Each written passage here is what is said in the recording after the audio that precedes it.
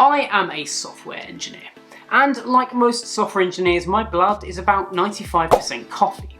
So when I had an opportunity to check out Nespresso's Vertuo pop machine, I kind of couldn't turn it down.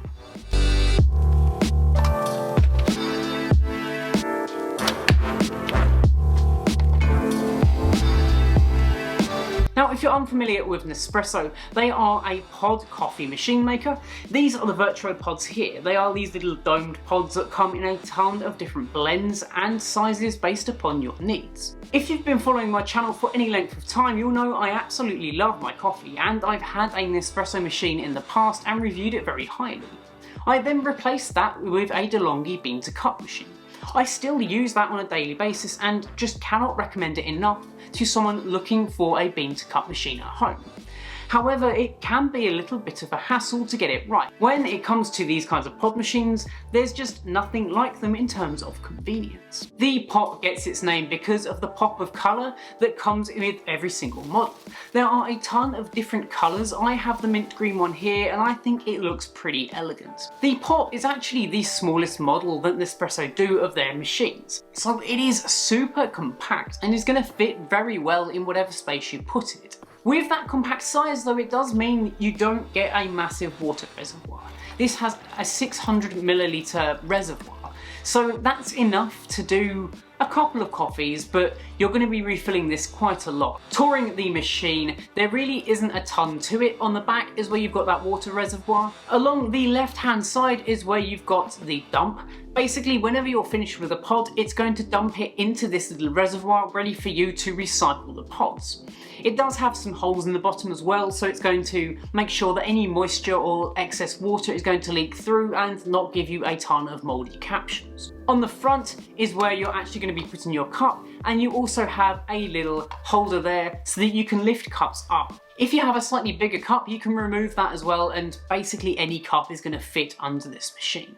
And along the top is where you've got that one button. That is how you control this thing. One button. It really is that simple. Just twisting that and unlocking the top allows you to see inside of it, where you can pop your pod of choice, pushing down, locking back in, and pressing that button. It really is that simple to make really, really nice coffee. Looking at the pods themselves, there are four main sizes. There is a 40mm espresso, an 80mm double espresso, a 150ml gran lungo, and a 230ml cup size. You'll probably also notice looking at these pods that it appears to have some kind of barcode around the outside, and that is exactly what it is. The pot actually reads the barcodes around these pods so that it knows exactly how much water and what temperature it should brew that water to give you the perfect coffee based upon the blend that's in it. One thing that surprised me about the pot is just how quick it was to get ready. Once I pressed the button to power it on, it took about 30 seconds to get up to temperature. That's when you're seeing that white flashing light. As soon as it is solid white, you are ready to start brewing your coffee. While it is brewing, it is very, very noisy, and the reason for that is it spins these pods at super high RPMs in order to give you a fake crema on top of your coffee. This is something that in the coffee world is a point of contention, I think, is the best way to put it.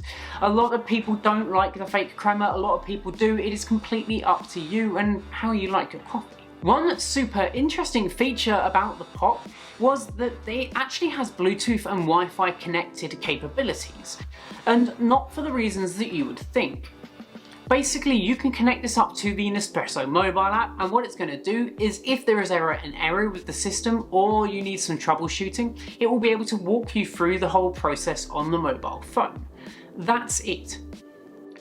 I don't fully understand why Bluetooth and Wi-Fi capabilities were necessary here. If they were going to do it, I wish they'd have gone whole hog. I'd like to see a graph of what coffees I'm using the most, because we've got the barcodes, it knows what coffees I'm drinking. So to be able to give me reports every month that I've drunk 60 coffees or whatever would be really cool to see, and just a bit of fun, and actually use that Bluetooth and Wi-Fi capability beyond just a digital manual. So let's quickly talk about price, because that's actually one of the things that I love the most about the pot. Normally this thing is £99, but right now they are having a summer sale where it is £69. And for that money you get a pot in your colour, 50 capsules which are predetermined for you, and I'll show you what they are now, and you'll get £15 off of your next 3 coffee subscription orders. So basically you're going to be paying around £15 for the next 3 50 cups that you're going to be drinking. So basically for 90 quid you're going to be getting the machine itself and 112 different capsules for you to try. That is an incredible value for money, and you're going to be looking at around 80 pence per coffee. That's with the price of the machine as well. Before we continue with this review though, I do just want to ask that if this is the first time that you're seeing my face on your screen, then 1, lucky you. And 2, go down there, hit that subscribe button, smash that bell notification icon so you get notified every time I upload. So let's actually talk about the taste, because I guess that's kind of important when it comes to a coffee machine. How does the coffee taste? Of course, it's a very subjective thing and it kind of depends on what capsule you're using.